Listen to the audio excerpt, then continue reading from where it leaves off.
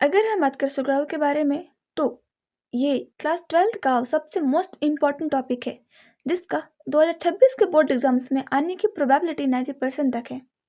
तो एग्जाम्स में पूछा जाता है क्वेश्चंस कि शुक्राणु की संरचना बनाएं और उसके पार्ट्स के बारे में भी लिखें। So this is beauty, welcome back to your channel in Bioblast academy. तो चलिए शुरू करते हैं विदाउट वेस्टिंग टाइम। शुक्राणु जो होता है, तो शुक्राणु का जो होता है, शुक्राणु में 4 भाग होते हैं। कितने भाग होते हैं शुक्राणु में? 4 भाग होते हैं। पहला भाग होता है शीर्ष भाग, ठीक है, जिसे शीर्ष बोलते हैं। दूसरा भाग होता है ग्रीवा, तीसरा भाग होता है मध्यकण और चौथा होता है पूंछ, ठीक है। ग्रीवा जो होता है उसको इंग्लिश में नेक बोलते हैं, नेक वाले पार्ट्स को बोलते हैं ग्रीवा। मध्यखंड बोलते हैं जो बीच वाला जो पार्ट होता है उसको मध्यखंड बोलते हैं, और जो लास्ट का पार्ट होता है पूंछ जैसा स्ट्रक्चर को बोलते हैं पूंछ वाला पार्ट, ठीक है, जिसे पूंछ बोलते हैं।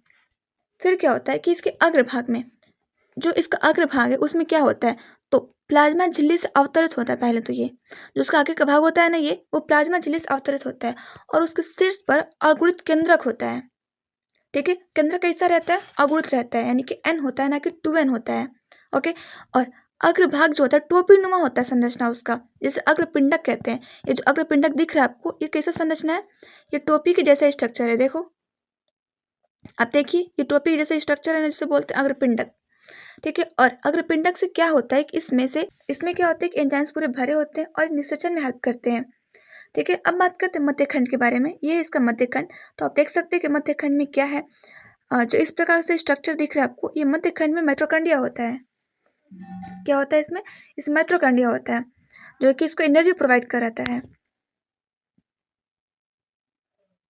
और एनर्जी किस लिए प्रोवाइड कराता है? तो गति करने के लिए ऊर्जा प्रदान कराता है। किसको?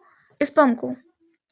और फिर क्या है कि मैथुन के दौरान, जब मैथुन होता है तो उसके दौरान कितने स्पर्म निकलते हैं? तो उस टाइम 20 से 30 लाख शुक्राणु निकलते हैं। जब एक बार मैथुन होता है, जब वीर्य का स्खलन होता है, तो एक स्खलन में 2 से 3 ml का वीर्य बाहर निकलता है, ठीक है। और उस 2 से 3 ml वीर्य में टोटल 20 से 30 लाख शुक्राणु होते हैं, ठीक है। और जिसमें से 60% का आकार समान होता है और आकृति समान होते हैं, लेकिन जो 40% होते हैं वो अलग होते हैं, ठीक है।